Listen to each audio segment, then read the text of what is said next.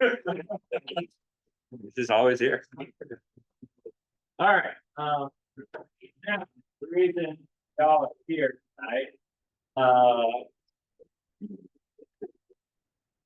we got some winter weather coming in. You guys got to make some safe decisions. Let's bring on our first presenter of the evening, all the way from Reno, Nevada. He is a meteorologist with the National Weather Service, former aviation program manager.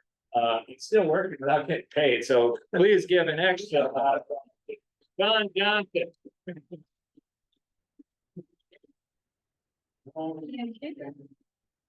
Let me do a quick. Just make sure that the things get through. Clicker somewhere. Anyway, yes, I'll just do a quick introduction. I have been with the agency coming up on, it'll be 22 years in January. I have been working out of Reno office for 16 years now. I actually kind of progressed through the ranks. I'm now the warning coordination meteorologist, so I'm actually part of our management team. I'm the main liaison between our office, all of the federal entities that we work with, whether it be FAA, Department of Transportation, BLM, Forest Service, you name it, we work with them. I work with emergency managers. I do a lot of hazard mitigation planning and all that sort of thing as well.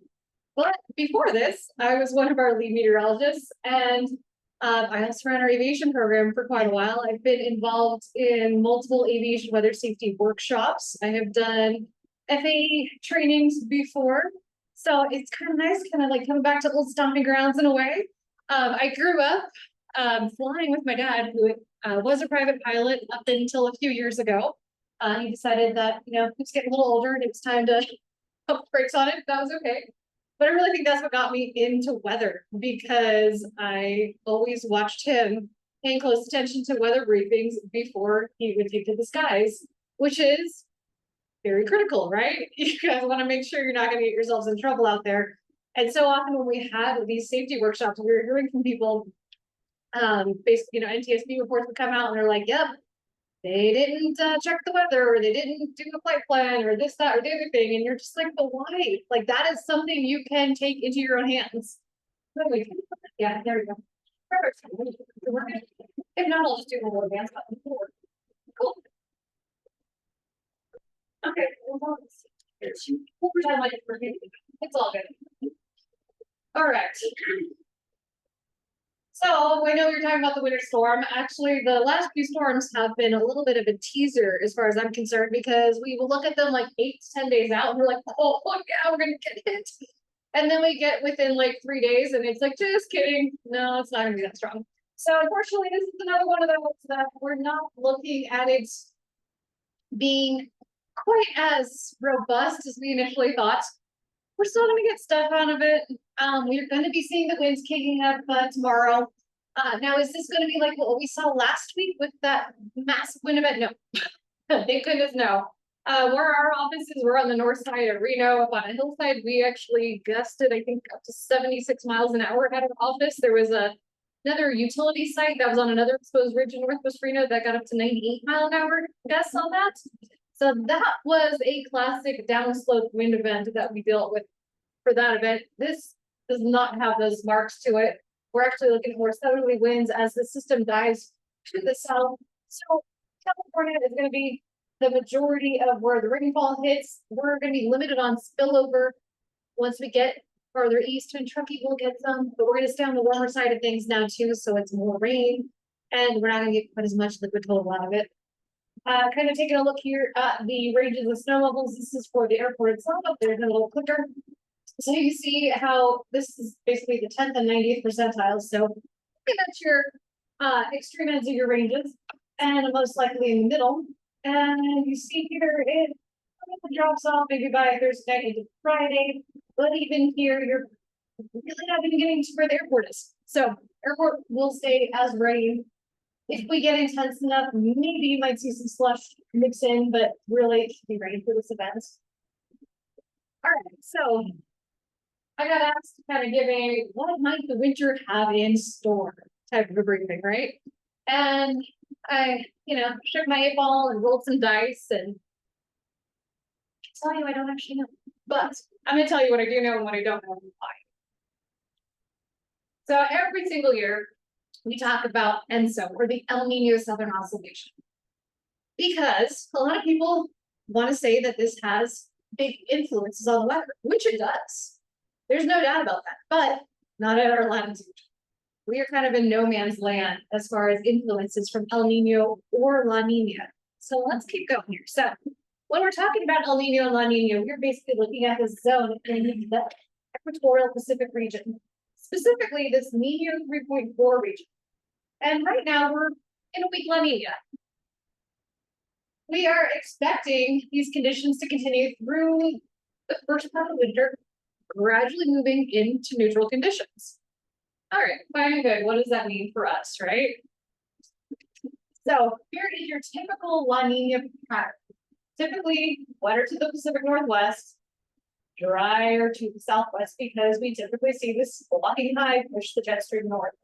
And yes, we have been seeing a little bit of that too, right? These systems have either been dipping around or coming up and over, which is why they look good a ways out and have been falling apart as they get closer to us. But do note, here is basically Tahoe, we're not very much under the influence of either El Nino or La Nina at our left. That being said, what can we derive from this? We have looked now, these are the neutral cases, compiling all the neutral cases together. And then I also have all the weak La Nina cases. And we're looking at this overall. What are the overall patterns? Well, the trend tends to be for near to slightly below normal on the western slopes. But we do see a little bit of an influence of above normal as we get into western Nevada. And that's likely that stuff could be up and over and dropping in as opposed to coming up over the coast. Temperature-wise, pretty close to normal, maybe a bit of a low touch in there. So what if we go to weak La Nina? Well, the dry signal to the south becomes a lot more pronounced, and the wet signal across northern Nevada becomes more pronounced as well. So if you go back and forth, you can kind of see the differences there. But that doesn't tell us the whole story, because we're averaging a bunch of stuff in those images. So we actually do something called looking at these scatter plots. So what this is I've kind of circled the area there where we have between neutral and weak La Nina conditions. Cool thing is, we have had some of our biggest years in similar conditions, right? But we've also had some really non-eventful years as well. So if we think back, how many of you were here for 2016, 2017? Quite the record-breaking winter. And then 22, 23 came along and was like, hold my drink. I've got a whole new variety of crazy for you. Both of those winters were weak La Nina trending neutral. Okay, so that does tend to be our biggest years. But again, we have had plenty of them that haven't done anything either. We also can see this signal showing up in river flooding. So if we look at, this is the Truckee, note how all of these big years fall in that weak La Nina trending neutral as well. But of course, there's been some other ones too. But anything that you look at that's gone big, it's been in there. Of course, 97 is like the record every year. So we're going to hope for not a 97 again. No. Exactly. So let's look at our seasonal forecasts. Every year I get invited to probably speak, I don't even know, 30, 40, 50 presentations, because everyone wants me to tell them, what is this winter going to bring? Because it affects so many avenues of life, right? People want to know for water supply. People want to know, should I buy my ski pass this year? As aviators, you want to know how much time I can get in, right? But seasonal forecasts are too good to ignore, but really not good enough yet to be useful. We going into the winter 22-23, anyone want to guess what the forecast said as far as above normal, below? Actually, it's a dry. It's dry. So that's just a perfect example. And I don't want to say like, okay, we're never going to know what's going to happen, right? We are seeing incredible advancements in AI and machine learning to the point that now like a 3-week forecast is starting to show pretty good skill, honestly. But 3 weeks versus the next 6 months is a very different story. Okay. And there's so many unknowns in the atmosphere that it makes it really hard to do. I had a college professor tell me once that, you know, you basically have 17 unknowns and 4 equations to solve them. Good luck. You're never going to solve for everything at once, and it just gets multiplied the farther out in time you go. Here is the official outlook. So we look at November, December, January. There is a little bit of a lean to wet up north, and you know, more of a lean towards it being warmer. But if you break out the numbers, your precipitation is almost dead even, right? With just a little lean on the temperature. December, January, February, not really any good lean on the precip, with above on the temperatures, and this is very much a typical La Nina pattern, right? So not a lot of signal there. And here's breaking out the numbers once again, where precipitation is almost dead even. Just for giggles here, I went ahead and did these longer range outlooks. So here's our basically core winter, right? And then as you get into summer, oh, shocking, it's going to be hot. Okay, but our precip is almost dead even across the board the entire year out. All right, so what concerns me with wintertime aviation? Because you know, you guys are here to learn safety stuff, right? So snow amounts in character, wet versus dry. We have seen some incidents at this airport even with heavy wet snow. Flash freeze potential. Here, fog and freezing fog, low stratus. We know the Martis Valley is a trouble spot. My goodness, can this airport fog in like nobody's business? Rain and snow lines or transitions. These are getting more and more tricky, it seems like. Wind, atmospheric rivers. If I say atmospheric rivers, you know what I'm talking about. And if you don't, I'm going to talk about it a little bit later, so I promise you'll get more. And then, yeah, marshmallow. It's just funny. All right, so let's talk about some wind events. Typically, we're going to be dealing with 2 different types when we're getting into our big windstorms. One is going to be your downslope wind event. This is like a hydraulic job. So this is like what we dealt with last week? So where we had kind of this jump region. So the air is being pushed up over the mountain and crests and crashes down. And so we tend to see it maximize right along the Sierra front into kind of Reno area, right along 395 really. But obviously this airport's going to be getting some wind too. You're in mountainous terrain. Gradient winds are going to be driven because we are seeing weather systems coming in. So you're dealing with a thermal or a pressure difference, which is now driving the winds. These tend to be much more widespread and much more even between sustained winds and gusts. Whereas the downslope, your gusts tend to be significantly higher than your sustained winds. Here's a fun little event for us. This was during an atmospheric river in February of 2017, where we set the California land speed record at 199 miles per hour on the week. Not too far from here. We also can deal with east wind events, where we have systems that drop down east of the Sierra, and then we end up with a jet on the backside, giving us strong northeast to east winds over the crest. This is a little bit more atypical and tends to throw people for a loop because all of a sudden you're dealing with mountain wave activity on the other side, right? If you're not on the side you're thinking you're going to have it. We had an unverified gust at Kirkwood in February of 2020 of 209 miles per hour, but they were kind of like, you don't want anyone to touch this, don't look at it. It didn't really happen. A lot of things broke. We can't really verify though if it did or did not occur. They did not want to have it investigated. There was a big event in Mammoth years ago that there was the blowdown in Devil's Post Pile, and that had winds topping out 150. That's where the sensor stopped recording, and that lasted for, it was like 12 hours or something. But that was another massive east wind event. So these can get pretty crazy and something to be aware of. All right, atmospheric rivers. These are the winter's moisture tap. Think of it as a giant river in the sky, okay? So when we are dealing with atmospheric rivers, picture, and I've never seen the mouth of the Mississippi River, but at the mouth of the Mississippi River, water tends to flow at about 300,000 cubic feet per second. That's like 300,000 basketballs passing you every single second, okay? That's a lot of water. Atmospheric rivers can transport 7 to 15 times that amount of water, but it's in the form of vapor. But when it hits the mountains, what does it do? Like a sponge wringing out. These can be very beneficial. When they are weaker atmospheric rivers, great. We get like half of our annual rain and snow from these events. But the really destructive ones are when we have lots and lots and lots of rain and snow, and then we get a warm event like this, and then we get our flooding, and we get our massive winds and everything else. So that's where those are problematic. Now, as far as snow and airport operations, what can we tell you? We know when conditions are lining up for snow. We can tell you, is the storm going to be kind of a nuisance, or is it going to be a big event? We can kind of help you with the timing for airport operations, but the closer we get, the better the details are going to be. And you remember this event? 16 plus inches of heavy cirrus cement and citation X tail drag. Yeah, that's why we think the character is a very big deal with snow, regular versus drag. Big impacts on the weight of snow. So things we don't know, snow levels. If we're within 500 feet of the snow level, it's considered a good forecast. 500 feet is less than a tenth of a mile, right? But huge implications if it means your airport's getting snow on the ground or not, right?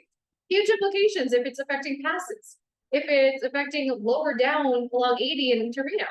So we do our best with this one, but I mean, I'll admit, snow levels are a struggle. We will see certain valleys mix out with winds, and other valleys that are even lower might have cold air trapped in them. Wawrzynski Valley is notorious for keeping cold air trapped, so where the snow says, hey, it does not look like it should be snowing down here. There's enough cold air that is trapped down in this valley that until you get wind, it's going to be snowing. Lake effect tends not to affect the airport too much, but I just wanted to put in here as kind of like a, pay attention, because if you're flying in this area, we have lakes that can produce this. Usually it's going to be off the top or Pyramid. We have seen it off of Mono Lake, Crowley Lake, even Walker and Washer is full enough. We've seen it off of Washer Lake too. But it's really small scale. So if you look here, this is the radar image, and that's the picture that we were seeing. So this side on the southeast side of the lake, sunny. Southwest side is under that band, dumping 2 to 4 inches an hour snowfall. We've had some of these bands dump anywhere from 6 to 12 inches overnight in a swath that's no more than, say, 15 miles wide. Freezing fog and flash freezes are another big one here. And sorry, I stole this off of your social media, so good job. But what happens is Wawrzynski Valley is like a bowl, right? So the cold air sinks and condenses, and you get fog here very frequently. Most times freezing fog. You can get the coconut forming out on things as well.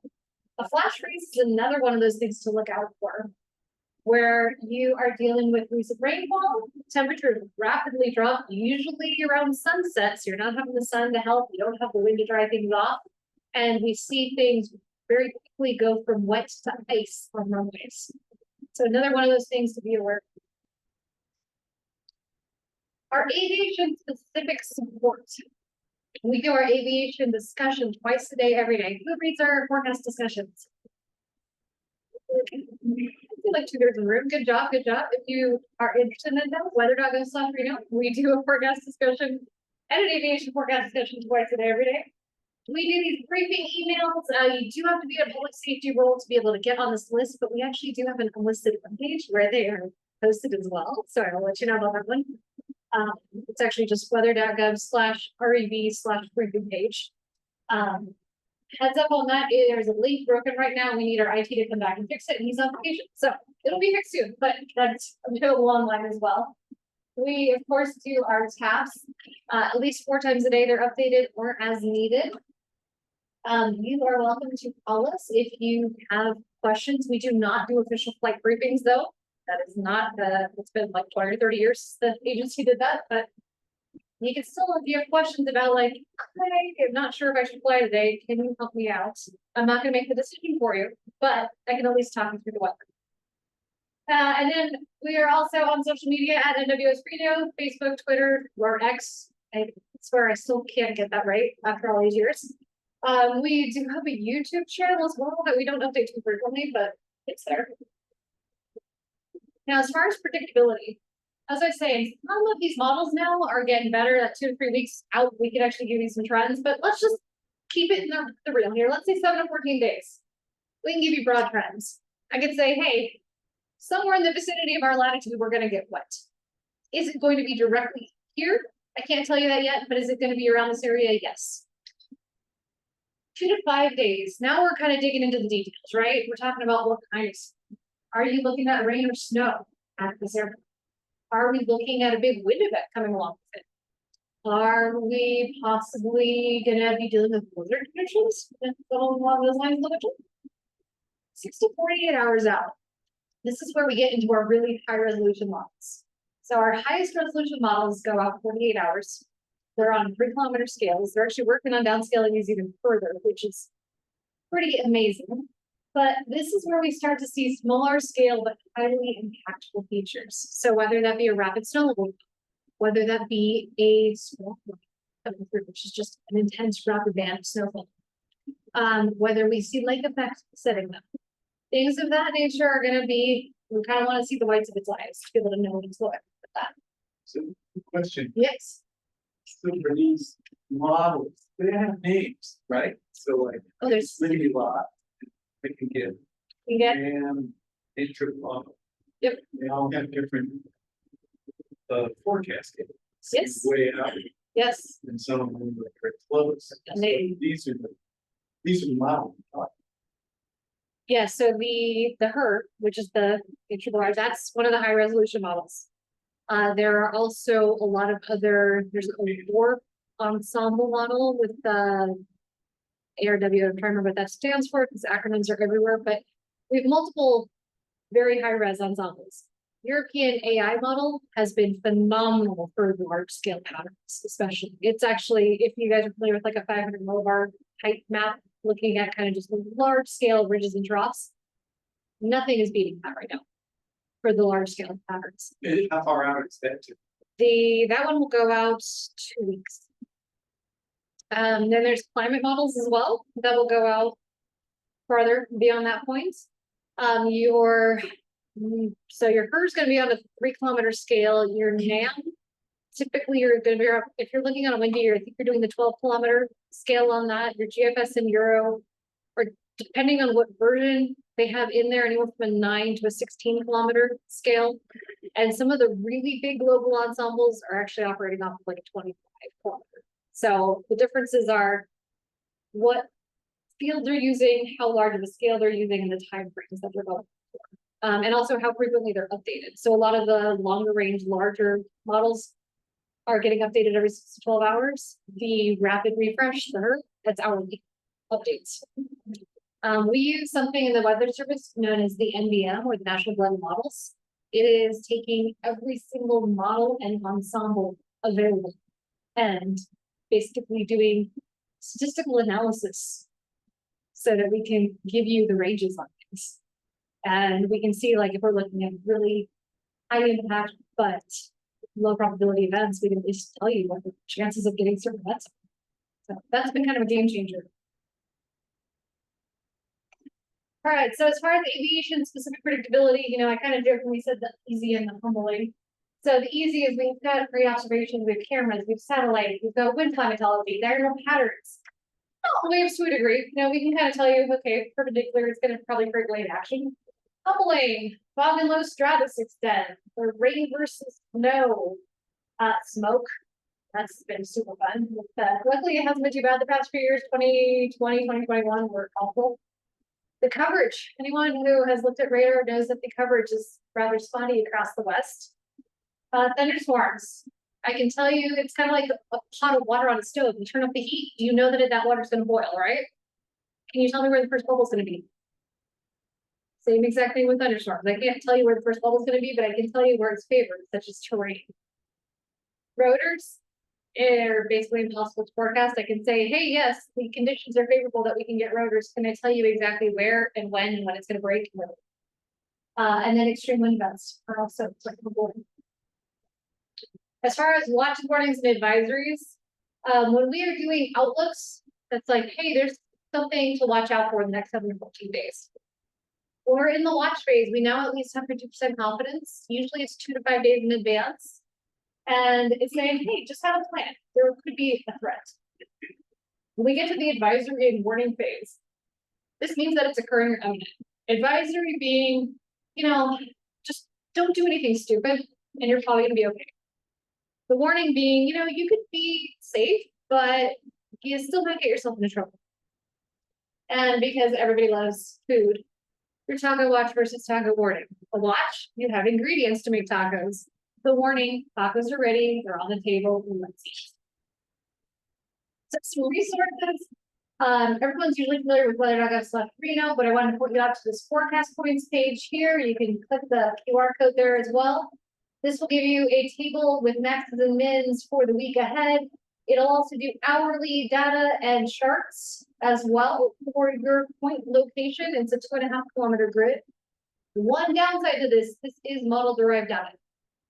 So take it with a grain of salt, and because it is on a 2.5 kilometer grid, what happens over 2.5 kilometers around here? Terrain can change rapidly. So that could be the other problem with this, but it's a great resource to at least get started. Probabilistic rain and snow totals. We have these new pages here. Both QR codes are available. Weather.gov/REV/winter is off of our website. And then this is the probabilistic precipitation portal, which is a mouthful, but affectionately known as PPP. That also will give you chances of varying amounts. So it'll kind of be like, here's your 1 in 10 high end amount, your low end amount, expected totals, and then what's the percent chance we'll exceed these various snow totals as well. I like this a lot, but I really think it can use work because we only go out 72 hours on this. And this is a legacy thing that goes back like 30 years. And we can do much better. So all of the feedback we have been giving out is this needs to go out 7 days. This should have been 7 days like 10 years ago. We'll see if the feedback is accepted and things change. But for now, this will go out 3 days and it's at least a nice little tool. Surface Observation Network is available off of our webpage. We have our remote data where you can get all the mountaintop observations. We have this network map that you can plot any and all observations that are available. And sorry, these are little teeny sources, but you're welcome to share these if you would like, and then you guys can have the links to that as well. Our partner emails, as I mentioned, this is kind of a heads up, but we can only allow people who are in public safety positions. We cannot allow just general public, but it is on our webpage, weather.gov/Reno/briefing page. And this little icon, I like to recommend. We don't have an official app for the agency, but someone in the agency developed it out. And it by far is the best weather app I've ever used, which is probably saying a lot considering I've been doing this for a while. It uses official data. You can actually customize your locations to get your watches, warnings, advisories, all delivered right to your phone. It has sunrise and sunset data. It has our graphics, it has climate information. Basically anything you could want is in this app. So this is Everything Weather by Corey Moss. Highly recommend. And with that, that's a wrap. That is my contact information. Chris Johnston is actually our aviation program manager now. So he is also available for questions. First round of applause for Don Johnston. Yeah, we got questions for Don. Hit them while you can. You can head out of here and get back. Woke up at 6:30. I started working at 6:30 this morning, and I've already been down to Carson. This is my 4th meeting of the day. So I was like, if I go early, I'll have time. Thank you. Any models, Yes. your favorites for this area or like short term and longer term? So right now, longer term, ECA is.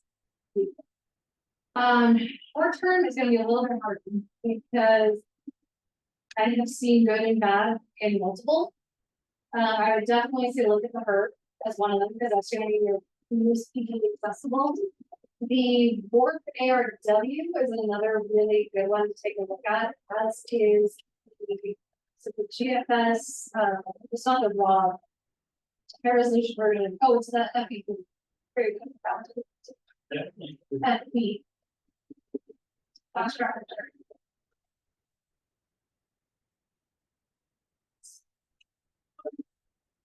Slides quite a ways back. The rents come from east sometimes. Yes. Roads. West. Yes. So I got that. According to what I understand, then, which normally in winter, but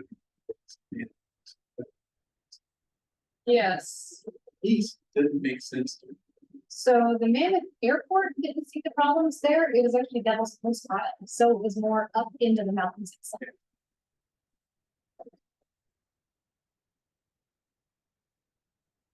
And of course, you do have those huge mountains, Mount Morrison and whatnot, that's just west of there, so you don't want to put those. We're staring at Concord Lake, all that. Beautiful. Kind of a little jealous of their view.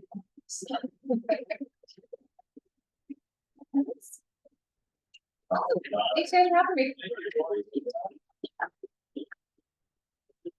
Sorry for our restaurant cafe. Thank you. So, wait till you come back sometime and have a nice lunch. Yes, They're a great cafe. This is the wonderful. all right, thanks, Don. Thanks for having me. Well, we're gonna switch gears here because we've got one last presentation for the night. And there was a mention earlier of the slides, or are they, if you don't know, we've got a YouTube channel. Every one of these events we've hosted this year has been recorded and uploaded onto our YouTube channel. So if you wanted to go see what Howard Donner was talking about earlier in the year about staying found and all the cool rescue equipment he uses, check out our YouTube channel. And you could go to our Fly Safe page on our website. That is where you'll find all the listings of the recordings. And we also upload all of the slideshows on there. So that's a good resource if you wanted to go see something from earlier in the year. We can get to the power. Exactly, yeah, you could just flip the slides. And then the YouTube is also like a recording of what you're seeing here in conjunction with the PowerPoint, so. So check that out. So. Let me close a couple of things here. All right.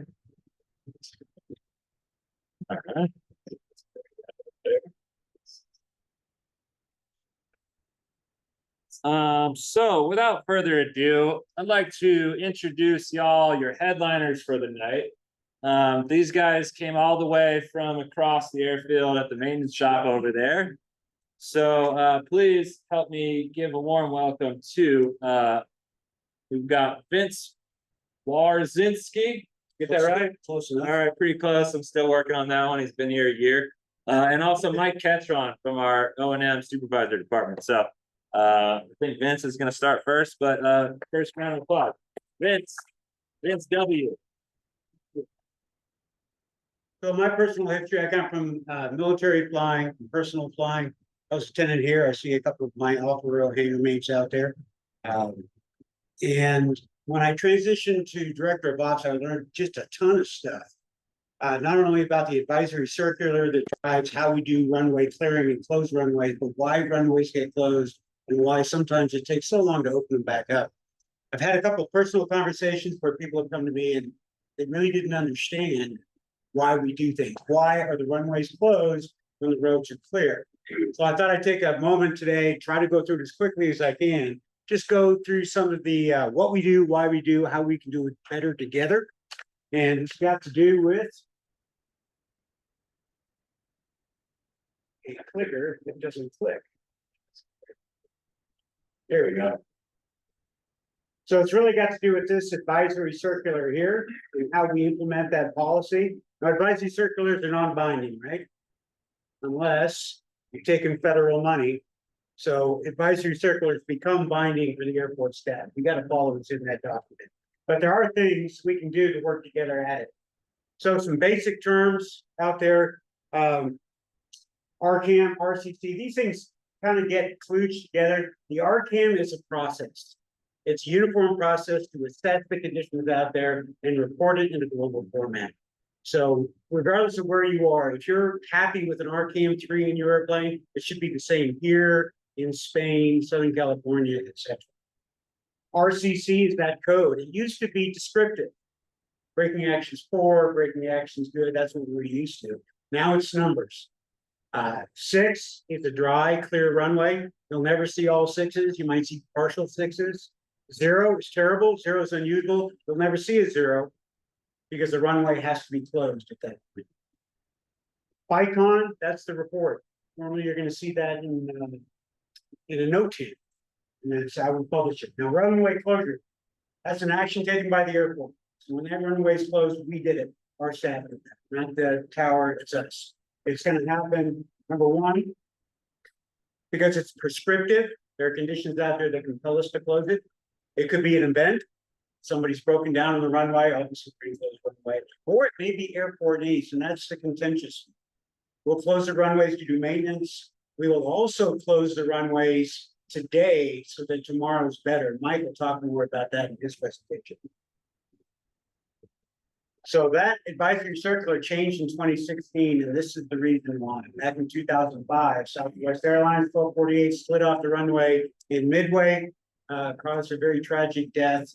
It's interesting, I was an aircraft accident investigator. There's nothing in that report that really ties it to runway conditions.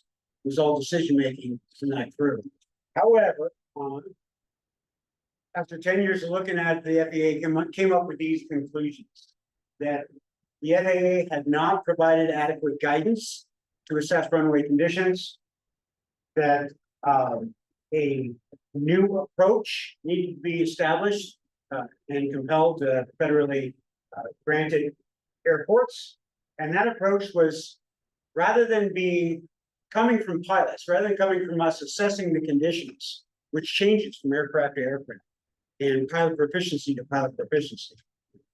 They went to the manufacturers, the engineers of the aircraft, and they came up with an objective method, identifying certain variables to come up with a numbering system, which is independent of that subjective assessment. So, given that runway excursions are the leading cause of accidents, and given that the previous methods were inadequate, there's the big one. The FAA came up with philosophical change that says we're going to take away the pilot in command decision whether or not that runway is safe and relegate it to an objective process. So when a runway is effectively nil braking conditions, either because somebody reported it as nil or it's met our objective criteria, that runway is closed. There's nothing we can do about it, just the way it is. That's what the RCAM looks like. These are the objective criteria. These are the criteria that we're used to, nil, good, poor, that kind of thing. That still matters. But today that only downgrades an assessment. So we go out there, we make an objective assessment, the stuff here on the left. We come up with the code.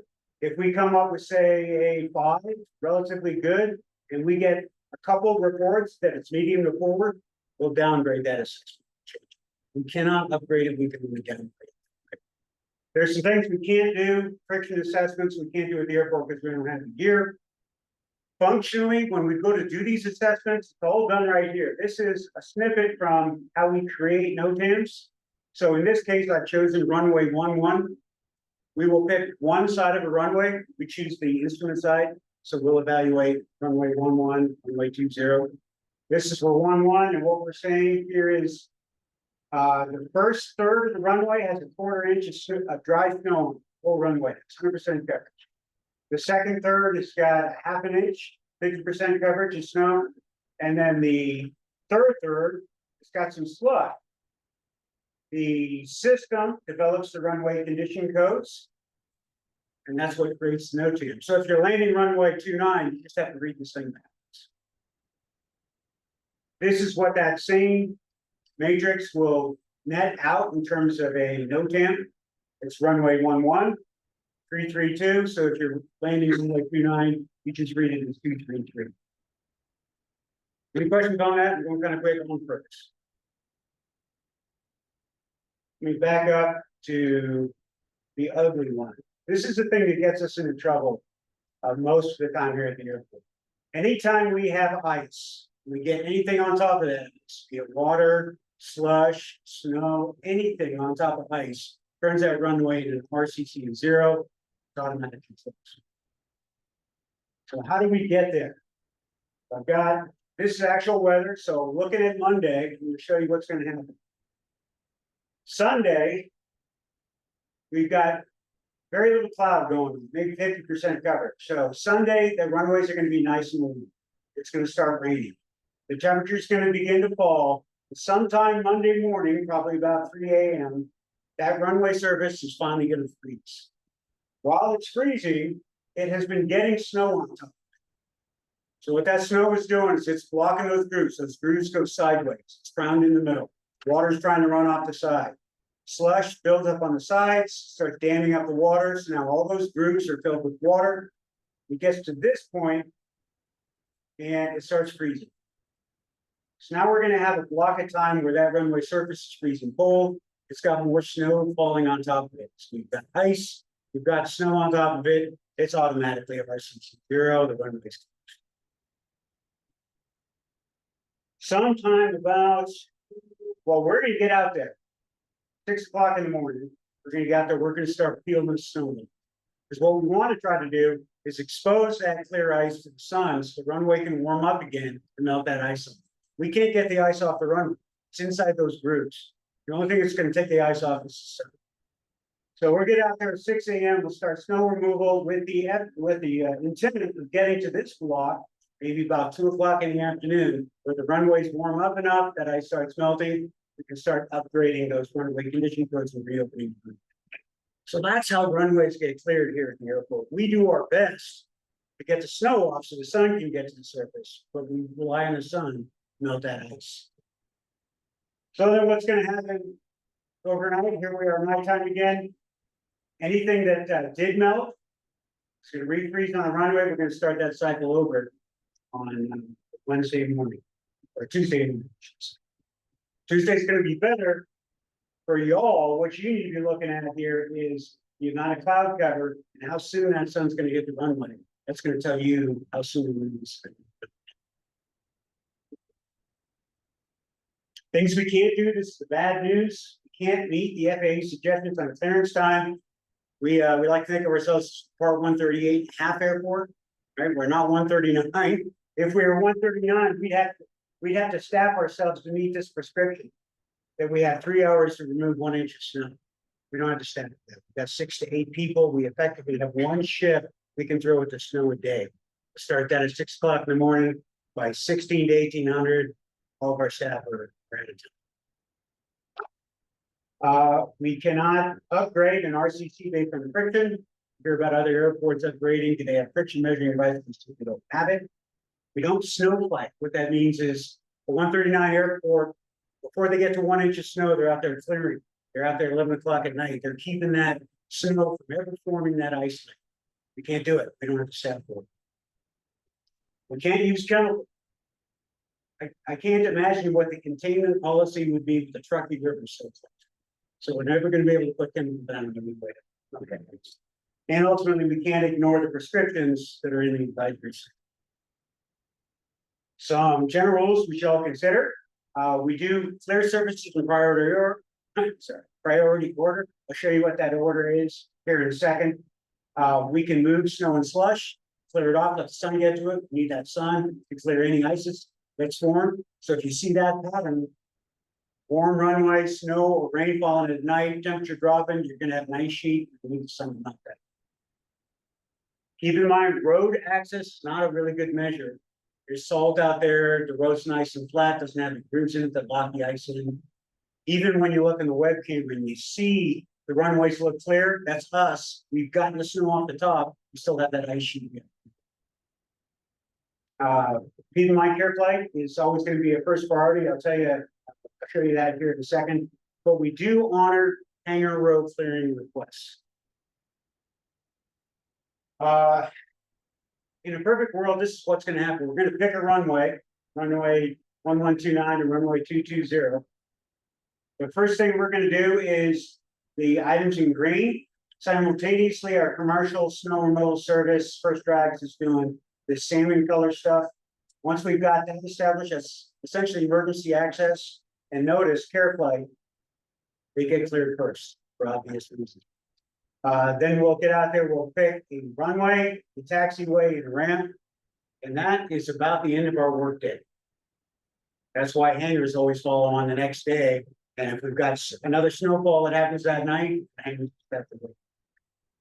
You're lucky if you're out here because you get the benefit of care flight having gotten cleared first. It's what it is. This is a slide that I want to stomp my foot on. I'm a pilot, Mike's a pilot, Jeff's a pilot, Dave's a pilot. We want to get those runways. That's what we're here for. We're a public airport. Our purpose is to have an open runway. So that's what we're striving. To help with our limited staff and what you all can do. You know, I was working with Mike last winter and we have a plan for the next day. Before we go home, Mike and I talk, we're like, when are we gonna get the graders out? When are we gonna get the blowers out? We have a pretty good idea of when the runway is gonna be open. So we started doing this. On the snow day page, we put our forecast out to help you all plan. What that this is a great example. But it's gonna have 3 elements. What I think the weather's gonna do, and this is 12 hours out, so it's gonna be pretty certain. What we think the weather will do to the runways, and then what actions we're gonna take. So if we're gonna get out there doing mechanical removal, you'll see it right here. And if I think the runways are gonna be open probably by midday, it'll say it. So I'll tell you a quick story. It was, and Mike will tell you more about this here in a second.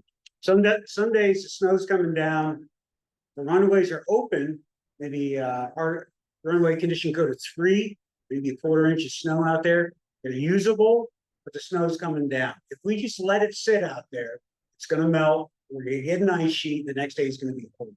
If we can get it off before the night falls, the next day will be open first thing.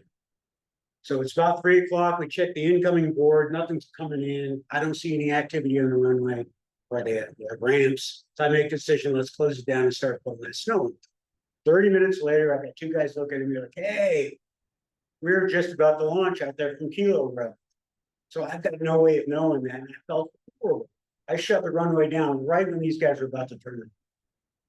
So the purpose of this is to get you into our thinking. And if you see that we're going to do mechanical removal, or we think we're going to open it the next day, or maybe close it the next day, talk to us. You're going to launch. Let us know, hey, I want to launch at 11 o'clock. Is it going to happen? And I'm more than happy to tell you my opinion. Let's see. Michael talked about losing runways for a few hours to reserve the next day. I want to take a survey here because this is something that none of us can answer very well. Jeff and I have tried to do this. So we are here. We've got 1/8 of an inch of dry snow on the runway. RCC3, the runway's open. Who here would fly? Who here would launch with that? Put your hands up and keep them up for me. Okay, so now it's a 1/4 of an inch. It's a 1/2 an inch. Okay, so what we've been operating on is if it's an inch of snow, we're probably going to close and start clearing. Who here thinks that's a bad number to work off? All right, I think we're good, Mike. Questions for me on this stuff? You don't know me, I don't know you. A lot of people here are new to me. Can you go back a couple slides, please? Sure. Right there. Right, that's fine, either one.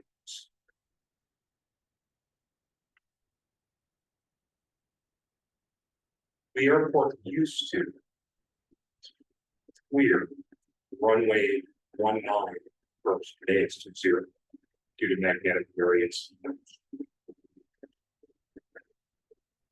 There is 50% or less asphalt to clear on runway 20 than if we clear 29. That means it should take you less than half the time. And you still have to do alpha acres. That's helping you for your runway 29 work that you have to do, right? 90% of the fleet that comes into this airport and 100% of the aircraft based here can land on runway 20. I fail to understand why the airport changed the policy. I know, but I fail to understand why the policy holds always really work on 2 first. So I think my first choice, if there's gonna be a prevailing wind, it's gonna be to choose the runway for the prevailing wind. If there's no wind or if it's completely neutral, my gut would say do the long runway because it's gonna be safer. We have more length to it. I'm gonna provide the safest runway first. Would anybody disagree with that? Okay, Yeah, because. See, I've sat on the board of directors and I Okay. was president or chairman of the board. For a long time. And I do disagree with it. And the reason why is. Trying to side with you on the wind forecast, but again. If it's less than half. The amount of work to get runway to zero open, which theory it is. Because there's less than half the amount of asphalt out there than you have on runway 29. That runway is open and half the time, the airport's open. okay. Yeah, it just, I see your point. I don't, that used to be the airport. right. I don't think it's a direct relationship between square footage and time, because it's got more to do with fielding the equipment. Obviously, it's probably gonna be a lot less time for 2-0, but I wouldn't say. But it's something to consider, so we'll take that back. You know, it was changed. It was policy change that was effected by a airport manager way back. And it was a bad decision, and everybody stuck with the decision. So we're I'm here, just letting you. yeah, no, we're here to work together, so let's take a survey. Calm wind, Makes no difference to me. no, it matters to me, Just letting you know, no, 90%, and I'm sure your ops guys can tell you this, 90%. The aircraft coming into this airport. Can land on 2-0 or runway 2. 100% of the aircraft based here can use that runway. right, Just saying. no, I agree with you, so let's take the survey. Calm wind, there's no prevailing condition, runway 220 first, hands. Runway 1129 first, hands. And I'll 220 also, favor. I'll also respectfully remind you and your counterparts. That there's push for us to use runway 2 for noise abatement procedures like departure. Sure. Again, just saying. All right. So I will represent them because they're not here. There's a lot of flight departments that can't use 220. Yeah, we understand. I understand. Again, Just want to make that point. that's fine. But thanks for bringing it up. Yeah, certainly a point that I hadn't put my mind around yet.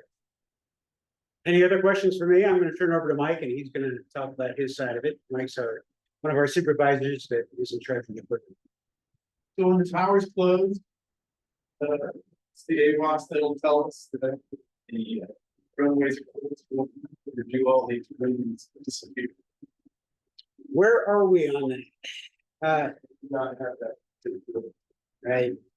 So We're, good to just answer. we do not.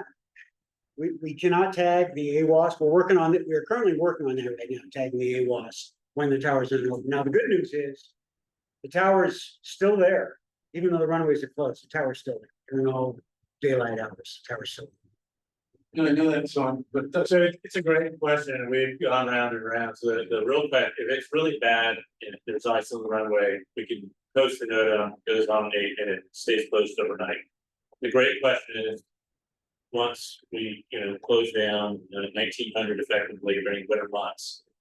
But it's horrible weather forecast to start in the 2300 global. What the AWAS will say is conditions unmonitored. And so, broadly speaking, almost no one flies at nighttime here during weather. Historically speaking, when they do, high chance that bad things will happen. But there's a great conundrum. We've gone round and round going, and the weather's gonna dump tonight. Should we just NOTAM and close right now based on a forecast that can happen in 2 or 3 hours? They're like, well, most people wouldn't be flying anyways. For the FAA, the advisory circular says, not supposed to close the runway based on how we feel based on the forecast. It's gonna happen in 6 hours. It's a conundrum. It's kind of obvious, when we look at it, but let's say we've got. It's night and kind of cold afternoon, so then things are gonna be really well iced up. be an icy one. When the tower closes. So we're talking about a situation where it's been really clear, Right. but you've got a super. Which would, if the tower was open, it might be a closed run. But when it's closed, how do we find out? That's it, that's a tricky one. So the tower can't close the runway, only we can. So the tower can't close the runway, just the odd stack. But you guys leave it. You know, Yeah, whatever. 8 o'clock in the winter hours, we're gone. So we'll make that last assessment before we go. And then we'll put out the notan that we are not watching the cruise. It's no takers. Anything else for me? Mike Ketron. Operational supervisor.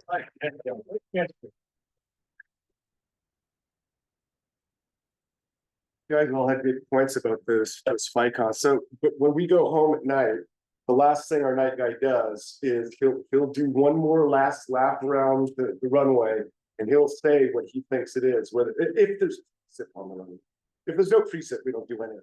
But if there's precip on the runway and he does see ice on the runway, he might note them at 111, which is ice, and then he'll say condition not monitored.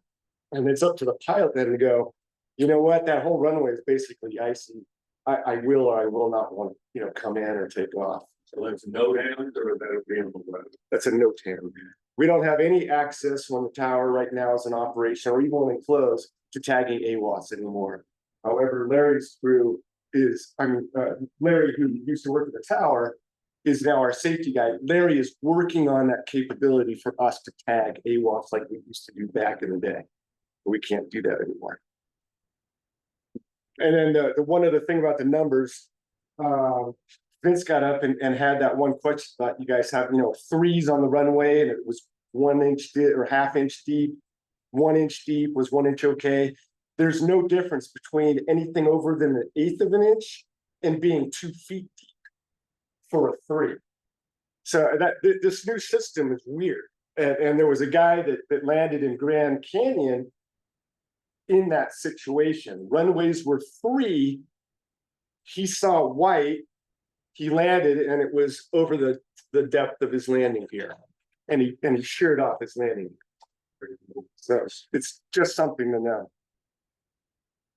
Okay, I'm talking about what we do as ops guys and how we assess some things. Vince did all the legalese. I'm just saying, what do I do as the guy that shows up in the morning, turns on the equipment, and how do we manage this storm? And we'll start with the resources I have. So the resources I have are the equipment and the manpower. For the equipment, you guys have seen it out here. We have one plow blade, 18 feet wide. I've got 2 motor graders. I've got 3 front end wheel loaders, and then I've got the 2 giant blowers. After that, all I've got is some little Western plow blades that I've mounted on the front of my trucks and the occasional small blower. The real criteria for me is the manpower. We've got the same people that are here from 6 a.m. until 8:30 p.m. during the winter. Those are the same people that are going to be plowing the snow as well. So I'm limited to that day shift, and that's all I've got. I do have Fred Stoner still. He's coming in another year this year. And then I've got Paul Spencer. He used to be the fireman, the local guy that also worked for Placer County. So we have 2 equipment operators that we can pull in, but they aren't paid seasonally. They're only paid when they're here. And I literally have to call them a night or 2 nights before and say, hey, can you guys come in on Saturday? I need the help. That's it. We had Dawn Johnson talking about all the technical weather stuff. A lot of the things that she mentioned are things that we in-house are looking at. And for tracking the weather, I'm going to do some long-term stuff. And by long-term, I'm talking 3 whole days. That's long-term for us.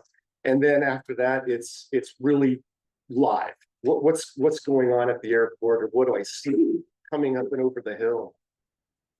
For the long term, it was some of the things that Dawn mentioned. It was the briefing that she talked about. We here get the briefings she was talking about. We're, as a staff, we're looking at them. Placer County's looking at them, PUD's looking at them, and a bunch of guys down in Reno are on the same briefing because we all want to know what's kind of coming in 3 days in advance. I'm looking at her website like she was talking about. Excuse me. And then I'm also looking at Tahoe Daily Snow. You guys heard of Tahoe Daily Snow? Okay, Brian Allegretto was invited tonight. He couldn't make it, but it's a great website. I mean, 100% good website, Tahoe Daily Snow. He's designing, or his website is focused on snowboarders, skiers, backcountry skiers. And so they put everything out according to the local ski areas. Ours is North Star at 6,000 feet for me.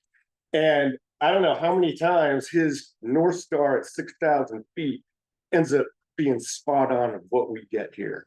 So it's a great site, highly recommend it. Real time, I start looking at that radar. And if that radar looks like the storm is going to hit the crest and slide right off, all right, well then we're in the clear. But if it looks like it's going to come up and over, that's where I start going live. And I'm literally watching Whitmore Grade, Castle Peak, Soda Springs, King Vale, and I'm watching the Sugar Bowl webcam looking at their picnic tables because I want to see what's coming up over the hill. Once it gets here, we're looking at our own camera. And I hope everybody in the room has seen the camera here, right? It's a good resource for us as soon as I go home and for you guys as well. Once I have that weather, how am I going to put all this stuff together? Excuse me.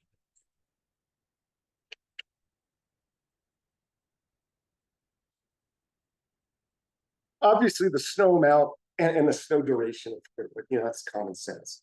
If the snow event's going to be several days long, that's going to change how I'm going to get with Vince the night before. You know, what are we going to do? That's obvious. If the snow amount looks like it's going to be huge, that's obvious too. But it's adding those two things together, and then Vince already said several times that sunshine factor. What time of the day am I going to get my sun? It's going to depend really how we start attacking this snow event. If I know that it's not going to get sunny at all the entire next day, I might just be back into doing that snow fighting that Vince says we don't do, because we generally don't. We don't snow fight, meaning trying to keep ahead of a storm. We try to snow finish and get the runway open.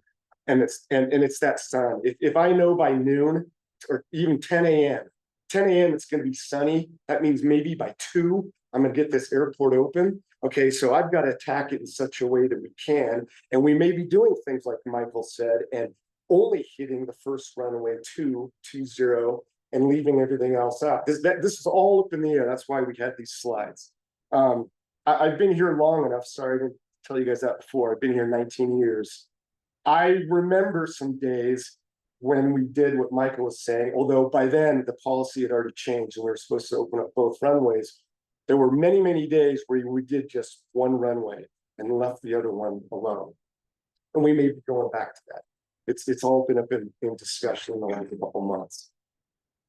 Back to that sunshine factor though, if I know that something's going to be, say, you know, noon, sun or whatever it said, I'm going to try to open the airport at 2. What else is that sunshine telling everybody else? Is it's also saying it's going to be a bluebird day and everybody from the Bay Area wants to fly into Truckee. So that for me is a big factor as well, because I'm paranoid. I do operations and maintenance and snow removal. I go, I've got to get this airport open, and then I got to start servicing aircraft.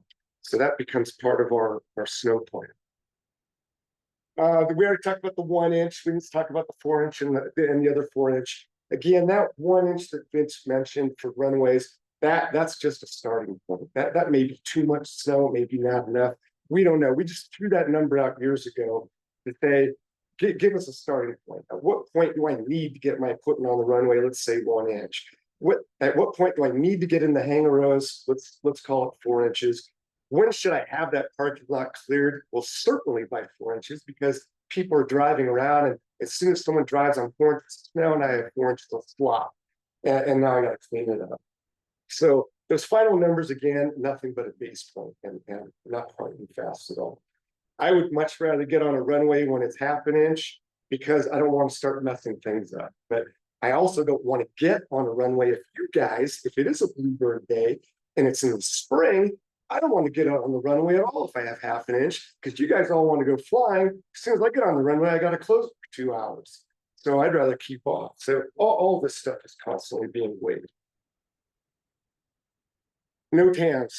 Vince spent quite a bit of time on no TAMs, so I won't. But I know that no TAMs is an ugly word for you guys, and it's just as ugly for us. However, when I started, Michael knows, we didn't issue no TAMs. I don't know how many times I was out in a blow or a plow truck on 2-0, and McJunkin or others wanted to just take off, and they would get on the radio. Hey, you're on frequency? Yeah, get off the runway. I'm taking off, and we did. Not anymore. Now. It's all true, right? It is. Now, if a piece of heavy and slow moving equipment is in the runway safe area, the runway is closed. If the RCAM conditions exist, like Vince was saying, that dictate that we have to close the runway, then the runway's closed.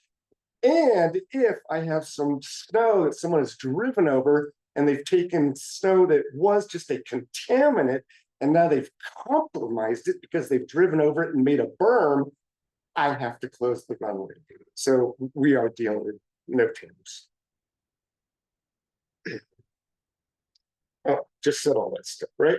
Sometimes no TAMs have to be extended simply because I make my best guess. I say 2 p.m. Damn it, I didn't make it. It's 3. I'm sorry, but we try not to do that. We haven't talked about what I do in the morning, how I get to that sequence. Vince started it. He showed that map, and if you guys were able to see that map as quick as it up there, he said we start on kind of the outside main roads. We want to get people to the airport, and then we want to get some of the primary businesses opened up. So public roads, parking, business, get people to the airport. That's number 1 up there. Number 2 is now get the really essential stuff going. Let's get the front yard of the terminal open. Let's get care flight open, and let's get people to the tower. We want to get some of those primary things at the airport going. We haven't even talked about runways and taxiways yet. Now we are. This is already sections 3 and 4 here on my priority list, but I want to get a safe place for people to park on the airfield. So that's going to be the main ramp. Now I want to get an interconnection taxiway and a primary taxiway to the runway. And finally, I want to get that runway open. When I get 3 and 4 done, and I get some sunlight, I might be able to open this airport. At that point, I'm going to cancel the no TAM, or I'm going to talk to the snow boss or my boss and say, we're ready to open the airport. Do you want to go for it? Once I open the airport, we have to make the decision. Am I going to open the airport surfaces, or am I going to open the airport entirely? Meaning, am I going to fuel? Am I going to offload aircraft? Am I going to tug aircraft? Am I going to do all that stuff? If I have to do that, I have to pull half the people that are doing snow removal out of their equipment, and now we got to start doing airport services. So that becomes a management decision as well as mine. It's kind of a tough one for us. I'd rather keep the airport going, or I'd rather keep my snow removal people going because I still haven't talked about your hangar roads yet. But those are the things that we weigh. So now we are finally to hangar roads. Vince said it might be the next day. It might be 2 days later. I hope it's the same day. But we try to get in the hangar roads as soon as I have the surfaces ready to go and I can get that piece of equipment I need. And that piece of equipment I need is the grader. The grader pulls the snow away from the edges of the hangars. Oh, sorry, I missed one slide. I'm gonna come back to this one. I'm gonna get that grader over to the hangars, and he's gonna pull the snow all the way around from each hangar row. He's gonna do multiple loops around the hangar row. Let's call it for right now, say 6 turns around the hangar. Once that grader finishes that hangar, he's gonna move on to the next and the next and the next. And then you got this giant berm through the center of the hangar, as most of you guys have all seen this thing, right? That hangar, that giant berm has to be moved The grader can't do it. I gotta do that with a front end loader. So I either need to move all the snow to the south or split in half, put half north, half south. Regardless, it's gonna take a lot of time. And then if I'm lucky, I can push it over the edge. If not, I gotta get a blower. So now I'm the third piece of equipment for one single hanger row. So several hours for each hanger row. We've got 14 hanger rows to deal with, and we'll get to them as we can. We start, let me go back here. We start from on the west side currently, and we work our way east, which puts the guy now on hotel row kind of last. Didn't used to be that way, but don't worry, it doesn't have to be that way. So I'm looking at Mr. Golf Row back here. If Mr. Holder wants to get out of Golf Row, he said, look, I've got my little citation. I want to get out, I'm sorry, not citation, vision jet. I've got my vision jet. I want to get out of Golf Row. And I'm leaving at X, whatever time. All he has to do is get on our snow page. You can send that to us. We will try to accommodate if we can, if we know in advance. And we do a lot of that as well, especially if I'm starting on the west end of the hanger rows. And Mountain Line isn't doing that day. Great. I don't need to start over there at all. Kudos to you guys for doing that. Long. It's much appreciated. Great to hear. And so again, we accommodate them.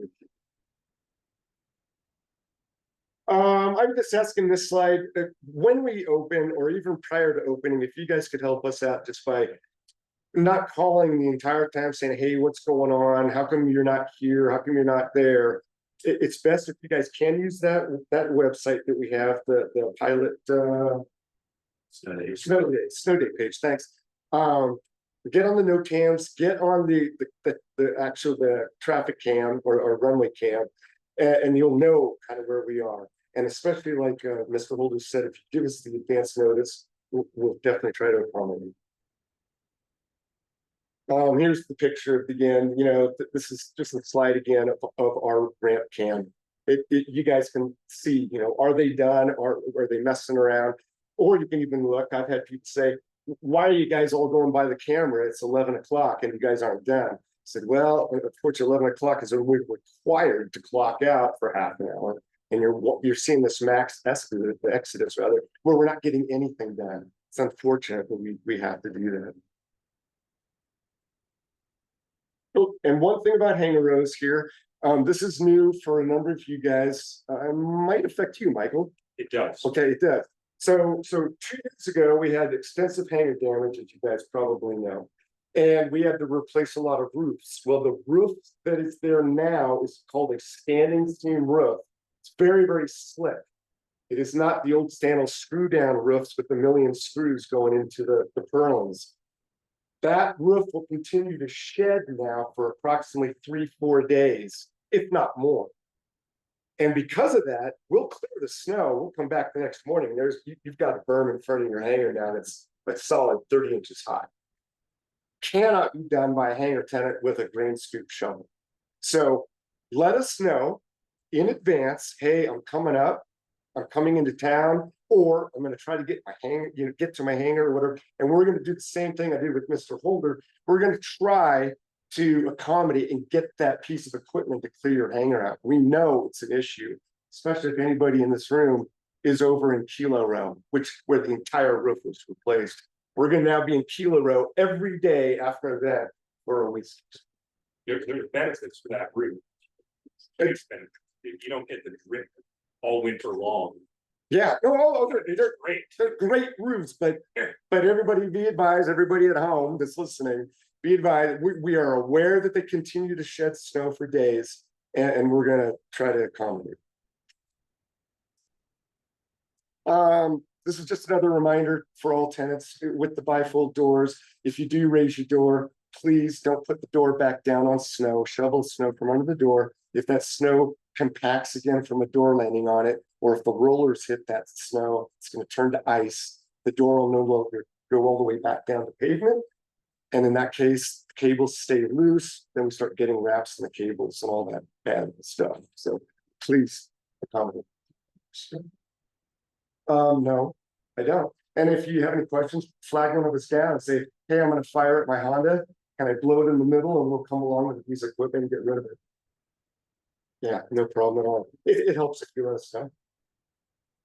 The other thing that I didn't mention, it was in one of these slides, when we're working in the hangar rows, we can't see you, you guys can't see us. And so if you're driving down that south hangar road, be careful, because we're still coming through. And again, we can't see you. And if you park in from your hangar for any duration of time, we're gonna move on to the next hangar road. And then that throws us and you off. You'll come back to your hangar and go, hey, how come my road's not done? And they all, well, because there were two guys pulling out snowmobiles for an hour and we moved on. And that happens all the time to us. Oh, I didn't do that. Oh, there we go. That's it, other than we have 104 acres. 100 of them are air side. The land side now has been contracted out, so primarily we are directed to the air side, which has been nice, but it's still 100 acres of snow, so we'll do our best, but cut us some slack. And that's it.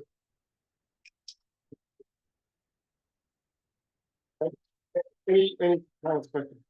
Comment for you. Yeah. Yeah, I've been here for 40 years. And this airport definitely has some challenges with snow. There are worse in the country, but this one gets pretty significant snow challenges, and the airport has always did a very good job. So,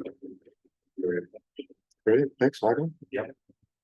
Well, one thing that we're open to, sorry, Lee, like we said earlier, we are open to new ideas. And some of us, like me, who's now I never foresaw this, but I'm the grandpa here. I remember some things that we used to do, and I've been talking with Vince saying, oh yeah, we've done that. It worked or it didn't for this reason. If you remember Vince's slide, they were very precise when he showed us just opening up 220 and just opening up 1129. He showed us pulling snow on the counter runway beyond the whole short lines, which is a requirement for us. If I want to open up the first runway and leave the second one closed, if I need to go back to the next runway the next day and I hadn't pulled snow to beyond the whole short lines, now I just have to shut both runways down again. So we are talking about some alternate ideas, and we've learned from the past. Yes, sir, Dan. I think prioritize big years. Prioritize that's the first say. You see a development, not right to see a development.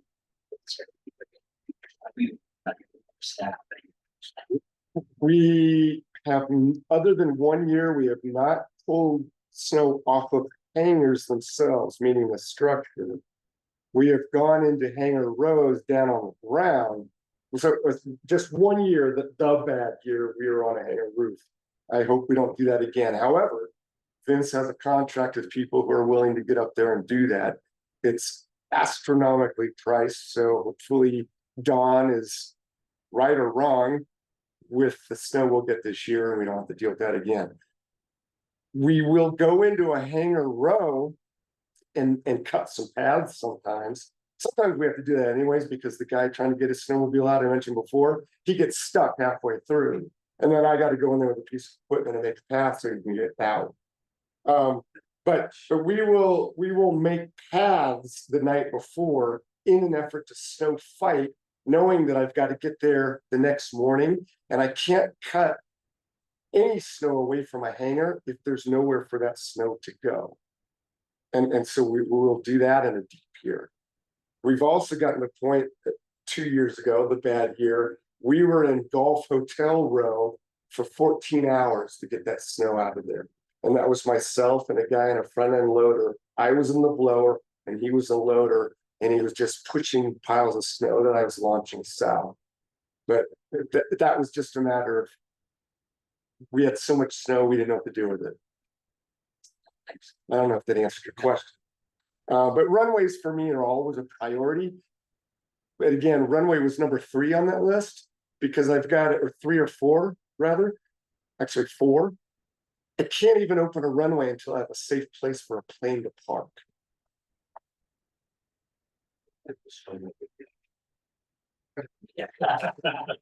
Just say it, you know, I've only been stuck in the grader twice. Once on the end of 2-9, because I just happened to make a cut that was a little sharp and I had a blade of snow and I stuffed myself. That was bad enough. The first time I was stuck in the grader was trying to rescue a guy with a sled full or a trailer full of snowmobiles. And we both got stuck.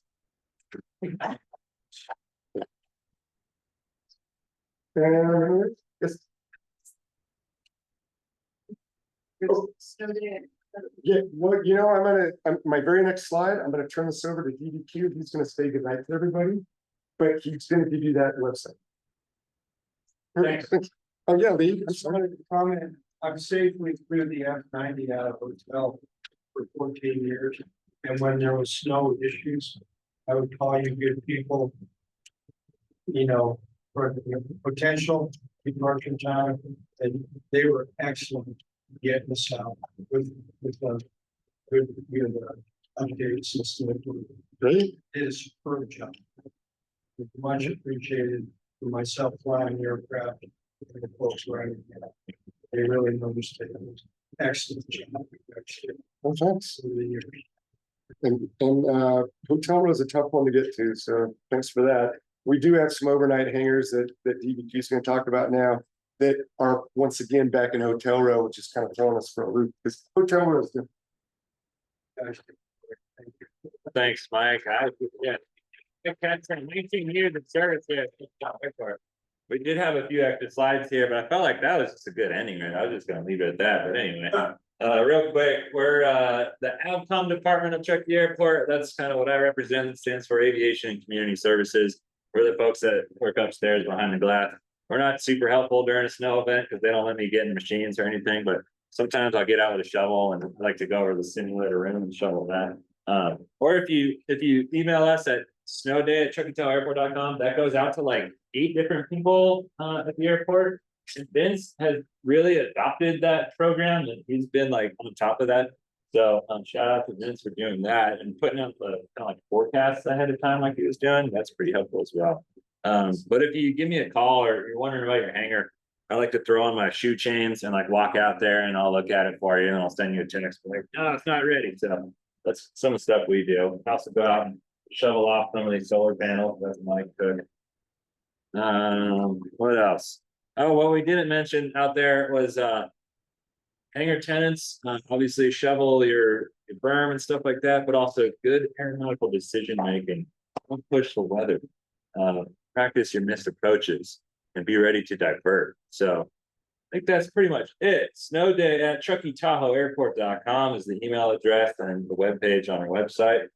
And then yeah, give Vince a call. There's his phone number. He answers it like all hours of the day, I think. So that's pretty much it. It's a cool video, but what's up? Oh, you want that number again? All right.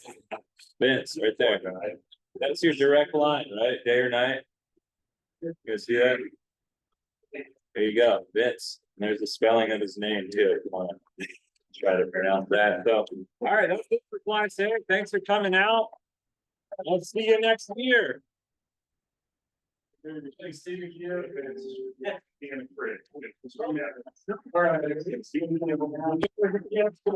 everyone on Zoom for sticking around.